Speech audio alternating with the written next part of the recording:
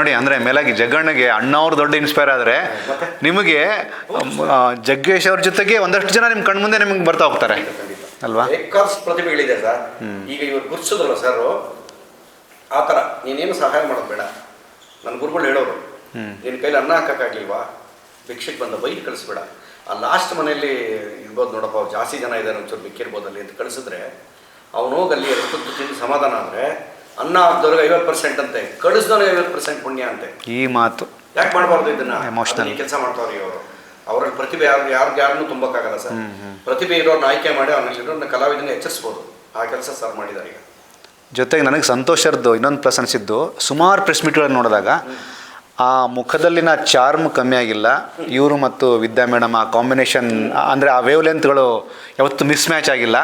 ಆಗಲಿ ಚೆನ್ನಾಗಾಗಲಿ ಅನ್ನುವಂಥ ಒಂದು ನಿರಂತರವಾದ ಗ್ರಹಿಕೆ ಪ್ರಕ್ರಿಯೆಗಳು. ವಿಶೇಷ ಏನಿದೆ ಟೆನ್ಷನ್ ಮಾಡ್ಕೊಳ್ಳಲ್ಲ. ಒಂದು ಸಿನಿಮಾ ಪೂರ್ತಿ ನೋಡಿದ್ದೀನಿ, ಯಾರಿಗೆ ಏನು ಮಾತಾಡಿದ್ರು, ಯಾವ ಟೈಮ್ ಕೊಡ್ತಿದ್ರು ಹಣ ಕೊಟ್ಟಿದ್ದಾರೆ, ಹೇಳ್ಸ್ಕೊಂಡಿಲ್ಲ ಅವರು. 10 ಸಿನಿಮಾ ಮಾಡಿದ್ರಿಗೂ ಅಷ್ಟು ಇದಿರಂತ ಗೊತ್ತಿಲ್ಲ ನನಗೆ. ಅಷ್ಟು ಚೆನ್ನಾಗಿ ನಡ್ಕೊಂಡ್ರು. ಅವ್ರದ್ದು ಏನಂದ್ರೆ ಏನೋ ಒಂದು ಕನ್ನಡ ಸೇವೆ ಮಾಡ್ತಾ ಇದ್ದೀವಿ, ಒಂದು ಪ್ರತಿಭೆಗೆ ಜೀವ ಕೊಡ್ತಾ ಇದ್ದೀವಿ, ಇಷ್ಟು ಕಲಾವಿದರ ಜನ ಅದರಿಂದ ಇಷ್ಟು ದಿನ ಊಟ ಮಾಡಿದ್ದಾರೆ, ಕನ್ನಡ ಸೇವೆ ಮಾಡ್ತಾ ಇದ್ದೀವಿ, ಒಂದು ಸಿನಿಮಾ, ಆ ತೃಪ್ತಿ ಇದೆ ಇವರಿಬ್ಬರಿಗೆ. ಎಷ್ಟು ಚೆನ್ನಾಗಿ ಚಿಕ್ಕ ಹುಡುಗರು ಬರ್ತಾರಲ್ಲ ಹಂಗೆ ಬಂದ್ಬಿಡ್ತಾರೆ ಪ್ರೆಸ್ ಮೀಟ್ಗೆ ಇಬ್ಬರು. ಆಮೇಲೆ ಅಲ್ಲಿ ಮಿಸ್ ಆಯ್ತು, ಇಲ್ಲಿ ಮಿಸ್ ಆಯ್ತು ಎಲ್ಲ ನಗ್ತಾ ಇರ್ತಾರೆ. ಯಾರ ಬಗ್ಗೆ ಏನು ಮಾತಾಡಲ್ಲ, ಸಿನಿಮಾ ಬಗ್ಗೆ ಮಾತ್ರ ಮಾತಾಡ್ತಾರೆ. ಒಳ್ಳೆ ಸಿನಿಮಾ ಪ್ಯಾಕೇಜ್ ಇದು. ಒಳ್ಳೊಳ್ಳೆ ಭಟ್ರು ಸರ್ ನಿರ್ದೇಶನ, ಅವರು ಒಳ್ಳೆ ಭಟ್ರೆ. ಹೌದು ಹೌದಲ್ವಾ? ಎರಡು ರೀತಿಯಲ್ಲಿ ಹೇಳಿದ್ದು ನಾನು. ಅರ್ಥ ಆಯ್ತು ರೈಟಿಂಗು ಪ್ಲಸ್. ಹೌದು 100% ಅಷ್ಟೇ. ಹೌದು ಭಟ್ರೆ ಅವರು. ಹೌದು ಆಯ್ತಾ? ಅದೊಂದು. ಆಮೇಲೆ ರಾಮನಾರಾಯಣ್ ಸರ್ ಅವ್ರಿಗೂ ಸಿನಿಮಾ ಅನುಭವ ಇದೆ. ಹೌದು. ಆಮೇಲೆ ನಮ್ಮ DOP ಮನು ಟ್ರೈಲರ್ ನೋಡಿದಾಗ ಗೊತ್ತಾಗುತ್ತೆ ಅಂತೇಳಿ ಸಿನಿಮಾ. ಅದಕ್ಕೆ ಪೂರಕವಾಗಿ ನಮಗೆಲ್ರಿಗೂ ಸಪೋರ್ಟ್ ಆಗಿ ನಿಂತು ನಮಗೆ ನಡೆಸ್ಕೊಂಡು ಹೋದವರು ಸರ್. ಇನ್ನೊಂದು ದೊಡ್ಡ ಪ್ಲಸ್ ಪಾಯಿಂಟ್ ಅಂದರೆ ಅವತ್ತು ಪ್ರೆಸ್ ಮೀಟಲ್ಲಿ ಮಾಧ್ಯಮದವ್ರ ಕಡೆ ಒಂದು ಕ್ವಶನ್ ಪಿಚ್ ಆಗುತ್ತೆ ಬಿಸ್ನೆಸ್ ವೈಸು. ಎಷ್ಟು ಅಂದರೆ ಇಲ್ಲ ಸರ್ ನಾನು ಅದನ್ನು ನೋಡ್ತಾ ಇಲ್ಲ, ನನ್ನ ಕರ್ತವ್ಯ ನಾನು ಮಾಡ್ತೀನಿ ಅಂದರೆ ಸರ್. ಆ್ಯಕ್ಚುಲಿ ಅದಕ್ಕೆ ಮತ್ತೊಮ್ಮೆ ನಾನು ನಿಮ್ಮಿಂದ ರಿಯಾಕ್ಷನ್ ಬಯಸ್ತೀನಿ ಸರ್. ಸರ್, ಒಂದು ಸಿನಿಮಾ ಹೇಗೆ ಎಲ್ಲ ಯೋಚನೆ ಮಾಡೋದೇ ದುಡ್ಡು. ಏಕೆಂದರೆ ಎಫರ್ಟ್, ಒಳ್ಳೆ ಕೆಲಸ ಮಾಡಬೇಕು ಫಸ್ಟ್. ನಾನು ಯಾವುದೇ ಫೀಲ್ಡಲ್ಲಿ ಮಾಡಿದ್ರು ಫಸ್ಟು ಎಫರ್ಟ್ ಹಾಕೋಣ. ಸೊ ಸಿನಿಮಾಗೆ ಏನು ಬೇಕು ಅದಕ್ಕೆ ಮಾತ್ರ ಖರ್ಚು ಮಾಡೋ. ನಾನೇನು ಸುಮ್ಮನೆ ಅನ್ನೆಸೆಸರಿನೂ ಮಾಡೋಕ್ಕೆ ಇಷ್ಟಪಡಲ್ಲ. ಯಾಕೆಂದ್ರೆ ನಾನೊಬ್ಬ ಬಿಸ್ನೆಸ್ ಮ್ಯಾನು. ಎಲ್ಲಿ ಬಿಸ್ನೆಸ್ ಮ್ಯಾನ್ ಆಗಿರಬೇಕು, ಎಲ್ಲಿ ಎಫರ್ಟ್ ಹಾಕಬೇಕು ಅನ್ನೋ ಅರಿವಿರಬೇಕು. ಸಿನಿಮಾ ಎಷ್ಟೋ ಜನ ಮಾಡ್ತಾರೆ, ನನ್ಗೆ ಗೊತ್ತಿದೆ ಏನಾಗ್ತಾಯಿದೆ ಇಂಡಸ್ಟ್ರಿಯಲ್ಲಿ. ಆ ಅರಿವು ಅನ್ನೋದು ನನಗೆ ಇರೋದ್ರಿಂದ ಏನಾಗುತ್ತೆ, ಒಬ್ಬೊಬ್ಬರು ತುಂಬ ಏನೋ ಎಕ್ಸೈಟ್ಮೆಂಟಲ್ಲಿ ಮಾಡ್ತಾರೆ. ಆ ಸಿನಿಮಾ ಒಳಗಡೆ ಏನು ಒಂದು ಸ್ಕ್ರಿಪ್ಟ್ ಆಗ್ಬೋದು, ಇಲ್ಲ ಈವನ್ ಇನ್ಕ್ಲೂಡಿಂಗ್ ಟೆಕ್ನಿಕಲಿ ಇಶ್ಯೂಸ್ಗಳಾಗ್ಬೋದು, ಅದೆಲ್ಲ ತಿಳ್ಕೊಬೇಕು. ಅಂದರೆ ತಿಳ್ಕೊಂಡು ಮಾಡಬೇಕು ಅಂತ ಮಾಡಿದರೆ ಮಾತ್ರ ಆ ಪ್ರೊಡ್ಯೂಸರ್ಗೆ ಒಂದು ಸಕ್ಸಸ್ ಅಂತ ಸಿಗೋದು.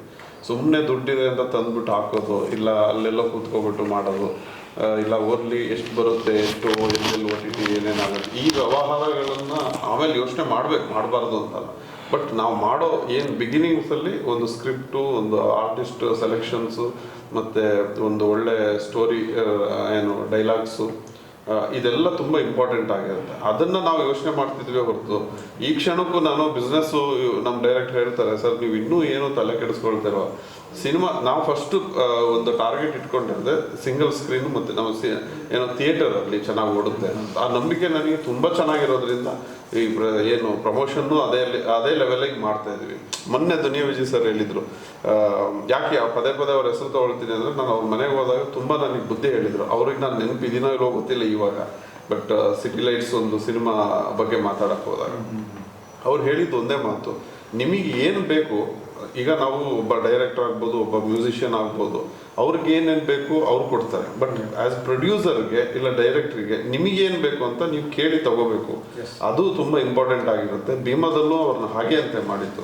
ಅಂದರೆ ಅವ್ರು ಏನೇ ಮ್ಯೂಸಿಷಿಯನ್ ಇದ್ರೂ ಇವರಿಗೆ ಒಂದು ರೀತಿ ಈ ಥರದ್ದು ಬೇಕು, ಈ ವರ್ಷನ್ ಬೇಕು ಅಂತ ಕೇಳೋ ಒಂದು ಆ ಕೆಪಾಸಿಟಿ ಮತ್ತು ಆ ಪ್ಯಾಷನ್, ನಿಜವಾದ ಪ್ಯಾಷನ್ ಅಂದರೆ ಸಿನಿಮಾ ಅವನಿಗೆ ಏನು ಬೇಕು ಅಂದರೆ ಜನಗಳಿಗೆ ಏನು ಬೇಕು ಅನ್ನೋದು ಪ್ರೊಡ್ಯೂಸರಿಗೆ ಗೊತ್ತಿರಬೇಕು, ಡೈರೆಕ್ಟ್ರಿಗೆ ಗೊತ್ತಿರಬೇಕು. ಅದನ್ನು ಆ ಅರಿವು ಇದ್ದರೆ ಮಾತ್ರ ಸಿನಿಮಾಗೆಲ್ಲ ಸಕ್ಸಸ್ ರೇಟ್ ಜಾಸ್ತಿ ಇರುತ್ತೆ. ಅದು ಬಿಟ್ಬಿಟ್ಟು ಸುಮ್ಮನೆ ಹೋಗಿ ನಾನು ಅವ್ರು ಹಾಕೋ ಇವ್ರು ಹಾಕೋ, ನನ್ನ ತಮ್ಮನ ಹಾಕೋ, ನನ್ನ ಹೆಂಡತಿ ಹಾಕೋ, ಆ ಥರ ಮಾಡಿದರೆ ಸಕ್ಸಸ್ ಆಗಲ್ಲ.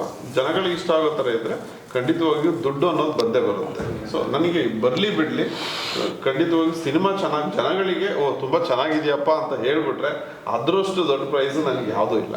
ಸೊ ಅದನ್ನು ಮಾತ್ರ ಯೋಚನೆ ಮಾಡ್ತೀನಿ. ಜೊತೆಗೆ ಮೊನ್ನೆ ಅಂದರೆ ಮಾರುತ ಸಿನಿಮಾದ ಒಂದು ಇವೆಂಟಿಗೆ ಬಂದಾಗ ಎಸ್ ನಾರಾಯಣ್ ಸರ್ ಅದೇ ಅಂದರು, 50 ಸಿನಿಮಾ ಡೈರೆಕ್ಷನ್ ಮಾಡಿದಂತಹ ನನಗೆ ದುನಿಯಾ ವಿಜಯ್ ಅವರ ಸಿನಿಮಾಗಳು ಇಷ್ಟ. ಅಂದರೆ ಈಗ ಏನು ಬೇಕೋ ಅದನ್ನು ಗ್ರಾಸ್ ಮಾಡ್ತಾರೆ. ಅಂದರೆ ಈ ಚರ್ಚೆಯಲ್ಲಿ ಬಂತು ಅಂತ ನಾನು ಅದನ್ನು ಪಿಚ್ ಮಾಡ್ತಾ ಇದ್ದೀನಿ. ಈ ಥರದ ಬೆಳವಣಿಗೆನ ನೀವು ಹೇಗೆ ಫೀಲ್ ಮಾಡ್ತೀರಣ್ಣ? ಸರ್, ದುನಿಯಾ ವಿಜಿಯವರು ನಾನು ಭಾವ ಅಂತ ಮಾತಾಡೋದು ನಾವಿಬ್ಬರು. ನಾನು ಫೋನ್ ಮಾಡೋದು, ಏನು ಭಾವ ಚೆನ್ನಾಗಿದೆಯಾ, ಅವರು ನನ್ನ ಭಾವ ಅಂತ. ನಾವೆಲ್ಲ ಒಂದೇ ಏರಿಯಾದಲ್ಲಿ ಇರೋದು. ಅವ್ರ ಶ್ರಮ ಕಡಿಮೆ ಇಲ್ಲ ಸರ್ ಜೀವನದಲ್ಲಿ. ಇಲ್ಲಿವರೆಗೂ ಬರೋಕ್ಕಿದೆಯಲ್ಲ ಶ್ರಮ, ಅದನ್ನು ಜ್ಞಾಪಿಸ್ಕೊಂಡ್ಬಿಟ್ರೆ ಕೆಲವು ಪಾತ್ರಗಳನ್ನ ಅವರೇ ಮಾಡಬೇಕು ಅನ್ನಿಸ್ತದೆ. ಬೇರೆಯವ್ರ ಕೈ ಕೊಟ್ಟರೆ ಆಗಲ್ಲ ಅಂತ. ಅವರಲ್ಲೊಬ್ಬ ನಿರ್ದೇಶಕ ಇದ್ದ, ಅದಕ್ಕೆ ಅಂತ ಒಳ್ಳೆ ಸಿನಿಮಾ ಬಂತು. ನಿರ್ದೇಶಕ ಇದ್ದ ಅದು ವಂಡರ್ಫುಲ್. ಅದಕ್ಕೆ ಒಳ್ಳೆ ಸಿನಿಮಾ ಬಂತು. ನನಗೆ ಭೀಮಾದಲ್ಲಿ ಒಳ್ಳೆ ಕ್ಯಾರೆಕ್ಟರ್. ನಾನು ಹೇಳೋವರೆಗೂ ಶೈವಿಂಗ್ ಮಾಡಿಸ್ಬಾರ್ದು ಬಾವ, ಆಗುತ್ತಾ ಅಂದರು. ಬಿಟ್ಬಿಡಪ್ಪ, 4 ಸಿನಿಮಾ ಇದೆ, ಆಗಲ್ಲ ನನ್ನ ಕೈಲಿ ಎಂದೆ. ಇಲ್ಲಾಂದ್ರೆ ನಾನು ಪಾರ್ಟ್ ಮಾಡ್ತಾಯಿದ್ದೆ ಅದರಲ್ಲಿ.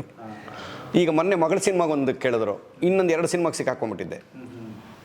ಅಲ್ಲೂ ದಾಡಿ ಪ್ರಾಬ್ಲಮೇ ಆಯಿತು. ಒಂದೊಂದು ಸರಿ ಏನೇನು ಆಗುತ್ತೆ ನನಗೆ. ಅಂದರೆ ವಿಶ್ವಾಸ ಚೆನ್ನಾಗಿದೆ, ಈಗಲೂ ಚೆನ್ನಾಗಿರ್ತೀವಿ. ಮೊನ್ನೆ ಯಾವುದೋ ಪ್ರೆಸ್ ಮೀಟ್ ಆಯಿತು ತಮ್ಮ ಹೇಳಿದ್ದು, ನೋಡಿದೆ, ಫೋನ್ ಮಾಡಿ ವಿಶ್ ಮಾಡಿದೆ. ಥ್ಯಾಂಕ್ ಯು ಬಾವ, ಖುಷಿ ಆಯಿತು ನನಗೆ. ಒಳ್ಳೇದಾಗಲಿ ಅನ್ನೋಕೆ ಏನಪ್ಪ ಕಳ್ಕೊಳ್ಳೋದು ನೀನು. ಅದಕ್ಕೇ ಮದುವೆ ಮನೆಯಲ್ಲಿ ಆಕ್ಚುಲಿ ದಾರೆ ಇರಬೇಕಾದವರು ತಂದೆ ತಾಯಿ, ರಕ್ತ ಸಂಬಂಧಿಗಳು ಮಾತ್ರ. ಊರವರೆಲ್ಲ ಹೋಗಿ ಅಲ್ಲೇ ಇರ್ತಾರೆ. ಈಗ ಯಾಕೆಂದ್ರೆ ರೂಢಿ ಆಗ್ಬಿಟ್ಟಿದೆ. ಚಿಕ್ಕ ಮಕ್ಕಳು ಅಮ್ಮ ನಾನು ಅಂತ ಅವ್ರನ್ನ ನಿಲ್ಲಿಸ್ಬಿಟ್ಟು ಹಾಕ್ಸ್ತಾರೆ. ಅದು ಶಾಸ್ತ್ರ ಅಲ್ಲ. ಧಾರೆ ಏರಿಯೋದು ಉದ್ದೇಶನೇ ತಂದೆ ತಾಯಿ ರಕ್ತ ಸಂಬಂಧಿಗಳು ಜನ್ಮ ಕೊಟ್ಟರು. ಅಕ್ಕಿ ಕಾಳು ಆಶೀರ್ವಾದ ಇದೆಯಲ್ಲ, ಯಾರ ಕೈಗುಣ ಹೆಂಗಿರುತ್ತೋ ಅದಕ್ಕೆ ತಾಳಿನ ಎಲ್ಲರ ಕೈಲಿ ಮುಟ್ಟಿಸ್ತಾರೆ. ಯಾರೋ ಒಬ್ಬರು ಸದ್ಗುಣಿಗಳು ಇರ್ತಾರೆ, ಒಳ್ಳೇದಾಗಲಿ ಅಂತಾರೆ. ಅಸ್ತು ದೇವತೆ ಮೇಲೆ ಕೂತ್ಕೊಂಡು ಅಸ್ತು ಅಂತ ಇರ್ತಾರೆ. ಯಾರಿಂದನೂ ಒಂದು ಒಳ್ಳೇದಾಗ್ತದೆ ಆಶೀರ್ವಾದಕ್ಕೆ. ಹಂಗೆ ಈ ನಮ್ಮ ಸಿನಿಮಾದಲ್ಲಿ ಸುಮಾರು ಜನ ಇದ್ದಾರೆ ನಮ್ಮನ್ನು ಆಶೀರ್ವಾದ ಮಾಡೋರು. ಸಿನಿಮಾ ನೋಡೋರು, ಇವಾಗ ಹಿತೈಷಿಗಳು, ನಮ್ಮನ್ನು ಇಷ್ಟಪಡೋರು, ಇಲ್ಲ ಇವ್ರ ಸಂಬಂಧಿಗಳು, ಇವ್ರ ಸ್ನೇಹಿತರು, ಬೇರೆ ಬೇರೆ ಕಲಾವಿದರ ಬಗ್ಗೆ ಇವರು ಡ್ರ್ಯಾಗನ್ ಬಂದು ಹೇಳಿದ್ರು. ಈಗ ಆ ಅನುಭವ ನಮಗೂ ಆಗಿದೆ. ಗ್ಲಾಸ್ ಟ್ರಾಫಿಕಲ್ಲಿ ಇಳಿಸಿದ್ದಾಗ ಬಾಟೋದನ್ನು ಗ್ಲಾಸ್ ಇಳಿಸಿ ಅಂತ ಇಳಿಸ್ದೆ. ಸರ್ ಏನು ಸರ್ ಅದು ದೂರಿಲಿ ದೇವ್ರು ಒಂದು ಸರಿ ಕೊಡಲ್ಲ ಅಂದಮೇಲೆ ನಾನು ಏನು ಕಿಪ್ರಲಾಗ ಹೊಡೆದ್ರು ಎಂಥ ಮಾತು ಸರ್. ನೋಡ್ರಿ, ಅವ್ರು ಯಾರೋ ನಾವ್ಯಾರೋ ಅಲ್ವಾ. ಅದು ಕನೆಕ್ಟ್ ಆಗಿದೆ ನನಗೆ. ಆಯಿತು. ಇನ್ನೊಂದು ಅದೇ ಆಗಿ ಇನ್ನೊಂದು ಸಿನಿಮಾ ಮಾಡಿದೆ. ಅವನು ಬಂದ್ಬಿಟ್ಟು ಅವರು ಆಟೋ ಡ್ರೈವರ್ ಯಾರೋ ಕಾರ್ನವರು, ಆಯ್ತು ಸರ್ ಅಂದ್ರೆ ಸರ್ ಅದೇನು ಸರ್ ಬಂದು ಬೆಳಗ್ಗೆ ಟಿಕೆಟ್ ಕೊಟ್ಟು ಹೋದ್ರಿ, ಆಮೇಲೆ ಅದೆಲ್ಲೋ ಸಾಂಗಲ್ಲಿ ಬಂದ್ರಿ, ಆ ಥರ ಚಿಕ್ಕ ಪಾತ್ರ ಎಲ್ಲ ಮಾಡಬೇಡಿ ಸರ್, ನಿಮ್ಮ ಫುಲ್ ಸ್ಕ್ರೀನ್ ನೋಡ್ಬೇಕು ಸರ್ ನಾವು. ಚೆನ್ನಾಗಿತ್ತು ಸರ್, ಥ್ಯಾಂಕ್ ಯು ಅಂದ್ಬಿಟ್ಟು ಹೋದ್ರು. ಅವ್ರು ಯಾರು ಸರ್? ಅದೆಲ್ಲವೂ ಜೆನ್ಯೂನ್ ರಿವ್ಯೂ. ಒಳ್ಳೆತನ ಇದ್ದಾಗ ಎಲ್ಲೋ ಒಂದು ಕಡೆ ಆಶೀರ್ವಾದ ಆಗುತ್ತೆ ಸರ್. ನಿಜ. ನಾವು ಏನೇ ಸಾಧನೆ ಮಾಡಿ ಹೆಂಗೋ ಇದ್ದೀವಿ, ನಾವು ಹಂಗಿದ್ದೀವಿ, ಅದೆಲ್ಲ ಸುಳ್ಳು. ನಾನು ಎಲ್ರಿಗೂ ಹೇಳ್ತೀನಿ, ನಾವೆಲ್ಲರೂ ಬೇಡವ್ರೆ, ನೀಡೋಣ ಅವನೊಬ್ಬನೇ. ಬೇಡವರು ನೀನು ಹೆಂಗೆ ಬೇಡ್ಕೊತೀಯಾ ಅದ್ರ ಮೇಲೆ ನೀಡಿಕೆ ಇರುತ್ತೆ ಅಷ್ಟೇ. ಆ ಸ್ಮರಣೆ ಇರಬೇಕು. ಏನಕ್ಕೆ ಬಂತೀವಿ ವಿಷಯ, ಅವ್ರನ್ನ 20 ಸರಿ ಜ್ಞಾಪಿಸ್ಕೊಂಡಿರೋರು. ಇವಾಗ ನಾನು ಕೆಲವು ವ್ಯಕ್ತಿಗಳನ್ನ ಜ್ಞಾಪಿಸ್ತೀನಿ. ಏನಕ್ಕೆ ಅಂತಂದ್ರೆ ಗುರು ಆಶೀರ್ವಾದ ಇದೆಯಲ್ಲ ಸರ್, ಅದು ಕತ್ಲಾಗ್ಬಿಟ್ರೆ ದಾರಿನೇ ಕಾಣೋರು ಶಿಷ್ಯರಿಗೆ ಅಲ್ವಾ. ಕರೆಕ್ಟ್. ನಿಯತ್ತು ತುಂಬ ಒಳ್ಳೇದಾಗುತ್ತೆ.